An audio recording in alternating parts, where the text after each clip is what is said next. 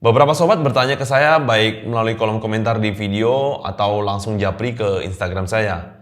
Ko atau Pak, saya dapat kerjaan dari perusahaan ini di Kamboja. Perusahaannya resmi nggak ya Pak? Atau pernah dengar nggak nama perusahaan ini? Itu legal nggak Pak ya? Aman nggak sih kalau kerja di sana? Bingung saya mau jawab apa. Sebelum lanjut, mohon dukung channel ini ya. Klik like, subscribe, dan lonceng. Terima kasih. Halo Sobat yang Budiman, dengan Oktav, masih dari negara Kamboja yang kita cintai.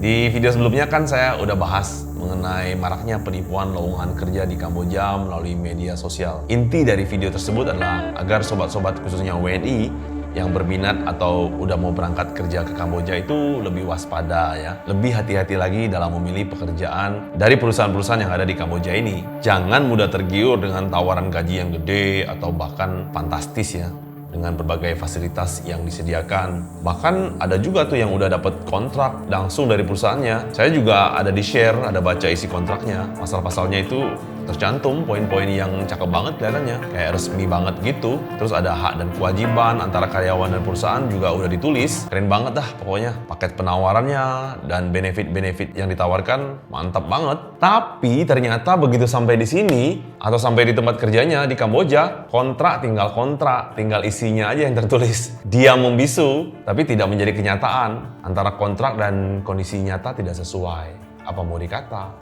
Mau balik nggak bisa, terus disekap, nggak boleh keluar komplek, paspor dan dokumen pribadi ditahan, cilaka. Terus akses komunikasi juga dibatasi, mau resign nggak bisa, harus bayar denda dan gantiin tuh semua biaya keberangkatan. Mau minta tolong ke siapa, kagak ada yang bisa dihubungi. Apalagi perusahaannya bukan perusahaan Indonesia, perusahaan Cungkok lagi. Majikan-majikannya tuh dari mainland gitu. Sulit lah buat berkomunikasi. Nah, buat sobat-sobat yang mau berangkat kerja atau dapat tawaran kerja dari perusahaan di Kamboja, wajib hukumnya untuk mengecek dulu perusahaan tempat bekerjanya nanti.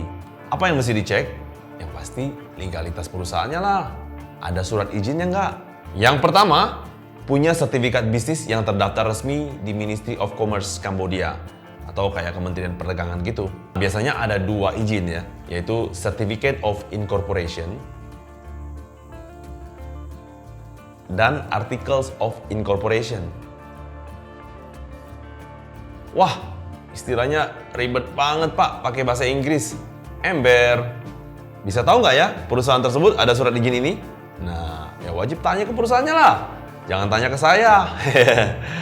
Bisnis sekelas toko atau rumah makan aja di sini tuh wajib ada surat izin kayak begini.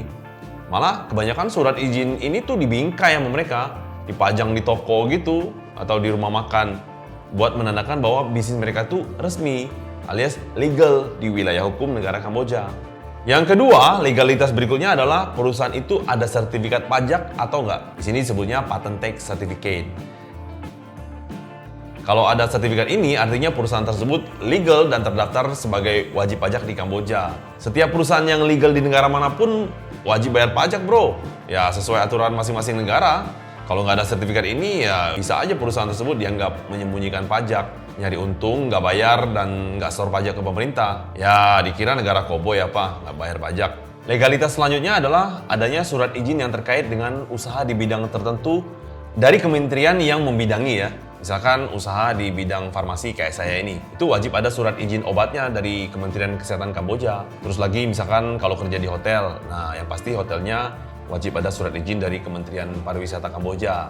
Banyak yang nanya ke saya, kalau perusahaan kasino gimana Pak? Hehehe, takut bahasnya ntar dikira sotoy lagi. Saya sih cuma sharing sebatas pengetahuan saya ya, yang udah lama tinggal di Kamboja. Nggak ada maksud apa-apa. Ya tentunya demi kebaikan sesama rekan-rekan WNI yang mau kerja dan cari aman ya kalau kerja di Kamboja. Sepengetahuan saya, kasino tuh ada 2 tipe ya. Ada on-site kasino, yaitu kasino yang mempunyai gedung fisik, ada namanya, ada brand, aktivitas bisnisnya di tempat.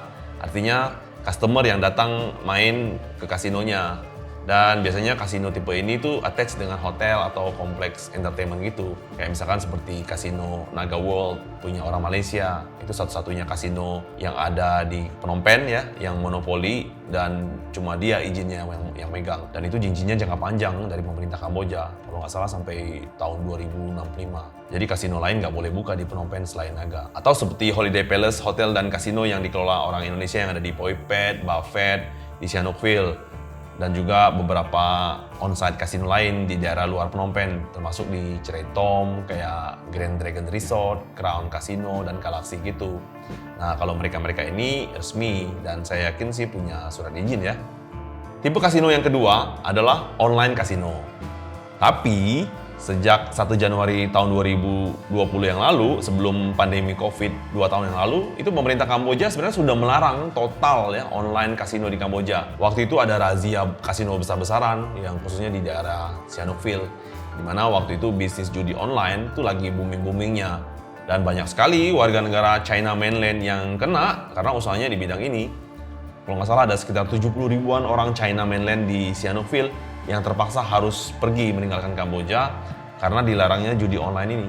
Dan sejak berlakunya larangan itu, jumlah kasino yang beroperasi di Kamboja itu turun drastis, sampai 70% terdampak karena razia ini, khususnya apalagi yang nggak punya izin operasional kasino. Dan ditambah lagi waktu itu baru mulainya pandemi COVID lagi ya. Jadi makin banyak yang tutup. Tapi sekarang dengar-dengar sih masih ada online kasino yang jalan, mungkin sembunyi-sembunyi atau mungkin punya backing orang kuat di pemerintah, ya bisa jadi. Tapi ya anyway ya, balik lagi ke soal legalitas perusahaan tadi. Sobat-sobat tuh mesti hati-hatilah intinya. Mesti cek dan tanya ke perusahaannya yang mau dimasukin kerja, punya izin resmi nggak? Walaupun bisnis gaming atau kasino di Kamboja itu boleh ya, diperbolehkan, bukan berarti bebas sebebas-bebasnya. Mesti ada izin resmi juga dari pemerintah Kamboja. Apalagi yang punya usahanya tuh bukan orang Indonesia, dari Chungko atau dari Vietnam. Siap-siap aja pakai bahasa Tarzan. Bisa dikibulin loh. Ya, setidaknya kalau perusahaan itu punya orang Indonesia ya. Misalnya ya, pasti KBRI Phnom Penh tuh tahu. Ya, kalau misalkan ada masalah, ya masih bisa diajak komunikasi lah seenggaknya. Dan masih mungkin diselesaikan secara kekeluargaan sebelum masuk ke ranah hukum.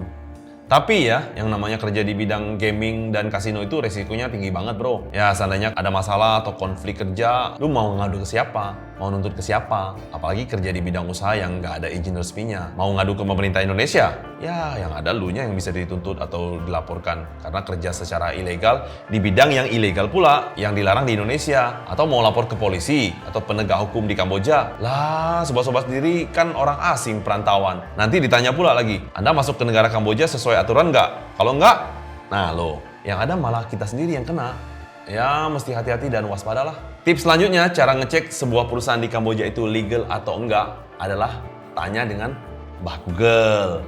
Ketik namanya di Google, nah gitu ya. Keluar nggak tuh muncul namanya, atau munculnya apa gitu loh. Ada website resminya nggak? Kalau nggak ada, patut dicurigai. Nah, umumnya kalau perusahaan-perusahaan resmi itu ada websitenya. Terus di dalamnya itu tertera jelas visi, misi, pemiliknya siapa, pimpinan perusahaannya siapa, punya reputasi lah gitu ya. Terus berikutnya juga cek lokasi dan alamatnya di Mbah yang satu lagi, Mbah Google Maps. Nah, ada nggak titik lokasinya?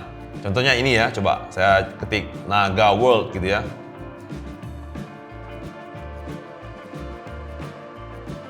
Atau Holiday Palace gitu, yang di Sihanoukville.